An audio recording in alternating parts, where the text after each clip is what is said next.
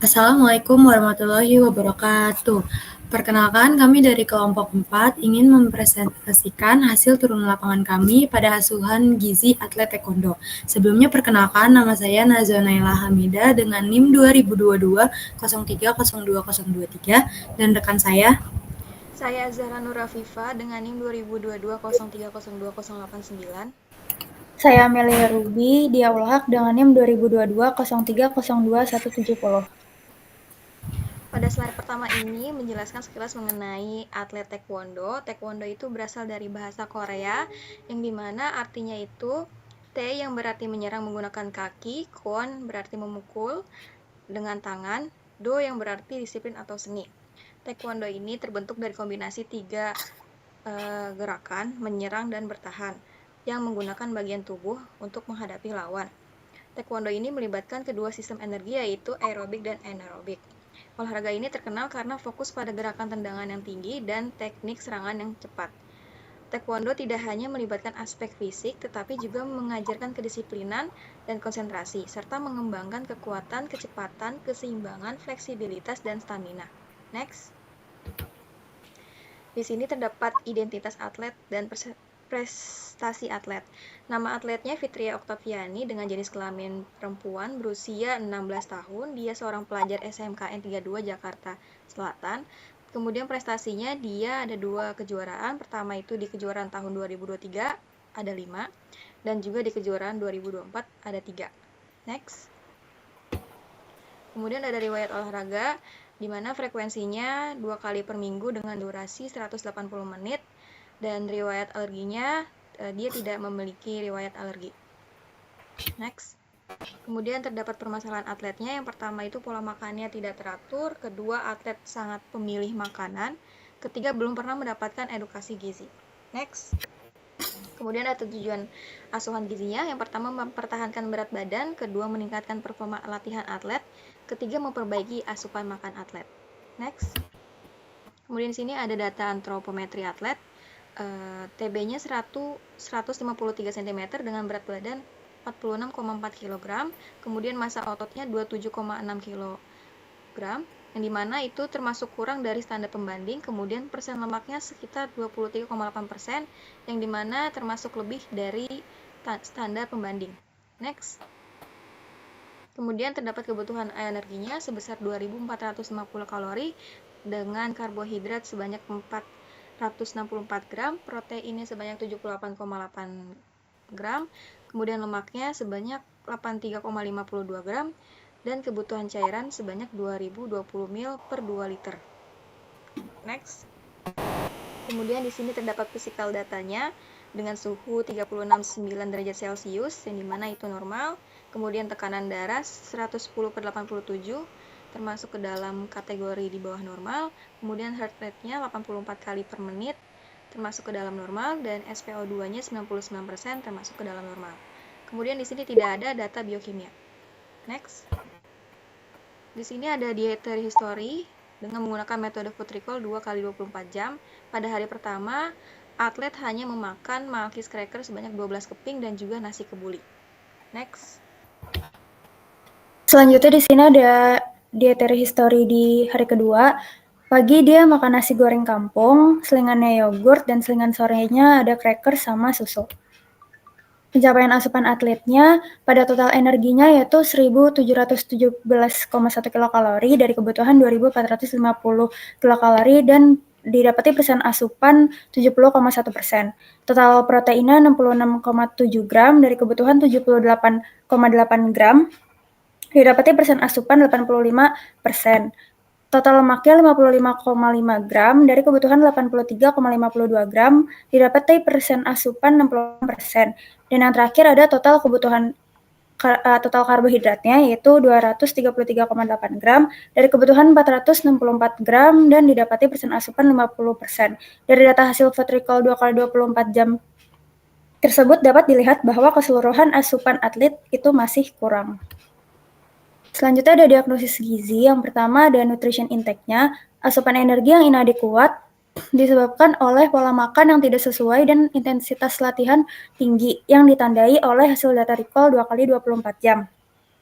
Pada nutrition behavior, pola makan yang tidak teratur berkaitan dengan picky eater yang ditandai oleh hasil data recall 2x24 jam menunjukkan pemilihan makan yang sedikit. Di intervensi gizi, yang pertama ada jenis diet, menggunakan diet energi tinggi, protein tinggi. Yang kedua, memenuhi kebutuhan energi, yaitu 3.351,94 kilokalori, kebutuhan proteinnya 81,9 gram, memenuhi kebutuhan lemak yaitu 85,86 gram, dan memenuhi kebutuhan karbohidrat yaitu 477 gram.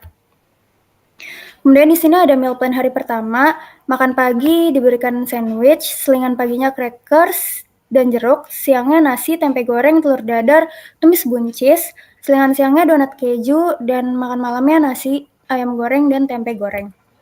Di hari kedua, pada makan paginya ada nasi goreng kampung, tumis sawi hijau, selingan paginya crackers dan susu, makan siangnya nasi, tempe goreng, telur dadar, dan tumis buncis wortel.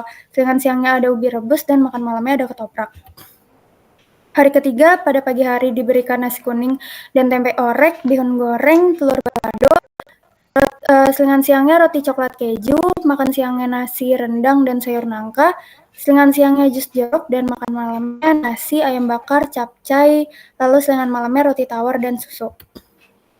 Hari keempat, makan pagi diberikan sandwich, selingan pagi sosis, kentang goreng,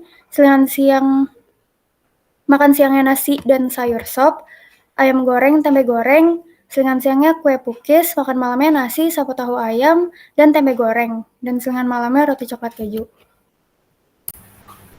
Selanjutnya ada meal plan di hari kelima, yaitu untuk makan paginya ada sandwich dan susu, selingan paginya ada jeruk dan jasuke, makan siangnya ada nasi, rendang, nasi, rendang, sayur nangka dan tempe goreng, selingan siangnya ada kentang goreng dan jus alpukat, makan malamnya ada nasi, ayam goreng, tahu goreng, dan acar buncis, dan yang terakhir untuk selingan malamnya ada susu dan ubi rebus. Next. Selanjutnya untuk hari ke-6, di sini makan paginya ada sandwich dan susu lagi, lalu selingan paginya ada apel, makan siangnya ada nasi, semur daging, nasi semur daging, sayur bayam jagung, dan tahu goreng, lalu selingan siangnya ada jus alpukat, makan malamnya ada nasi, sate ayam, dan tempe goreng, lalu selingan malamnya ada crackers. Untuk hari ke-7, di pagi harinya ada bubur ayam, sate telur puyuh, dan sate ati ayam, lalu selingan paginya ada donat dan susu, untuk makan siangnya ada nasi daging teriyaki, daging teriyaki, tumis kacang panjang, dan tahu. Untuk selingan siangnya ada puding coklat dan pisang, makan malamnya ada nasi, ayam bakar, tempe goreng, dan tumis bayam dan wortel. Untuk monitoring dan evaluasi pada antropometri, itu monitoringnya ada di berat badan, persen lemak, dan massa otot. Untuk evaluasinya itu kita ada mempertahankan berat badan, waktu pelaksanaannya 1 kali seminggu, lalu ada mempertahankan persen lemaknya, waktu pelaksanaannya 1 kali seminggu, dan menaikkan massa otot waktu pelaksanaannya 1 kali seminggu. Lalu untuk jenis pengukurannya itu untuk berat badan pada asesmen awal dihasilkan 46,4 kg dan pada akhir dihasilkan 46,7 kg yang berarti mengalami kenaikan berat badan 0,1. Untuk yang kedua ada persen lemak. Pada asesmen awal, persen lemaknya itu 23,8%. Lalu pada asesmen akhir, untuk persen lemaknya itu 22,5%. Keterangannya itu berarti persen lemaknya mengalami penurunan 1,3%. Lalu yang terakhir ada massa otot. Pada asesmen awal, massa ototnya itu 27,6%. Lalu pada evaluasi akhir, untuk massa ototnya itu 28,6%, yang dimana massa ototnya mengalami kenaikan sebesar 100%. Next. Selanjutnya di sini ada monitoring dan evaluasi riwayat makan atlet. Untuk monitoringnya sendiri, di sini ada meningkatkan asupan energi sebesar 2.450 kilokalori, yang dimana evaluasinya asupan energi mencapai 100%, waktu pelaksanaannya 1 kali sehari. Yang kedua ada meningkatkan asupan protein sebesar 78,88 gram, yang dimana evaluasi asupan protein mencapai 100%, waktu pelaksanaannya 1 kali sehari. Yang ketiga ada meningkatkan asupan lemak sebesar 83,52 gram dengan evaluasi asupan lemak mencapai 100%, waktu pelaksanaannya 1 kali sehari. Yang terakhir ada meningkatkan asupan karbohidrat sebesar 464 gram dengan evaluasi asupan karbohidrat mencapai 100%, waktu pelaksanaannya 1 kali sehari. Next. Yang terakhir di sini ada monitoring dan evaluasi asupan makan, yang dimana data ini diambil dengan menggunakan metode food recall dan dokumentasi makanan yang dimakan oleh atlet setiap harinya. Berarti asupannya ini adalah asupan yang memang benar atlet makan dalam 7 hari itu. Untuk asupan energinya sebesar 2.224 kilokalori yang dihasilkan yang dari kebutuhan 2.450 kilokalori dengan persen kecukupan 90%, yang berarti asupan energinya masih kurang. Untuk proteinnya asupannya 88,2 gram dari total kebutuhan yaitu 78,88 gram dengan persen kecukupannya 111%. Berarti asupan proteinnya itu lebih. Untuk asupan lemaknya 112,4 gram dari total kebutuhan yaitu 83,52 gram yang dihasilkan persen kecukupannya itu 134%, yang berarti asupan lemaknya itu lebih. Untuk asupan karbohidratnya 219,7 gram dari total kebutuhan 464 gram, yang dimana persen kecukupannya itu 47%, yang berarti asupan karbohidratnya masih kurang. Next. Untuk evaluasi asupan makannya ini berdasarkan dari hasil intervensi yang telah dilakukan bahwa atlet belum sepenuhnya mengikuti arahan dan rencana menu yang telah dibuatkan, dikarenakan atlet masih sekolah dan faktor lainnya yaitu atlet masih tinggal bersama dengan orang tuanya, di mana makanan yang dikonsumsi oleh atlet masih mengikuti dari hasil masakan harian ibunya. Dan next, berikut adalah edukasi gizi yang kami berikan kepada atlet, yaitu kita ada cantumin pakai media poster yang dimana di dalamnya itu ada 3 edukasi. Yang pertama edukasi isi piringku sesuai intensitas latihan, yang kedua mengenai kebutuhan cairan, dan yang ketiga mengenai makanan apa saja yang boleh dikonsumsi dan tidak boleh dikonsumsi. Selanjutnya di sini ada evaluasi keseluruhan di mana kami ada kesalahan dalam menghitung kebutuhan energi dan zat gizi makro, yang dimana seharusnya untuk menghitung kebutuhan energi dan zat gizi makro menggunakan berat badan aktual, akan tetapi kami menggunakan berat badan ideal. Yang kedua, kami tidak melakukan pretest dan posttest tentang pengetahuan gizi kepada atlet. Dan yang ketiga, kami tidak menggunakan logo universitas pada media edukasi. Berikut adalah dokumentasi kami bersama atlet kami. Sekian dan terima kasih. Bila ada kesalahan mohon maaf. Wassalamualaikum warahmatullahi wabarakatuh.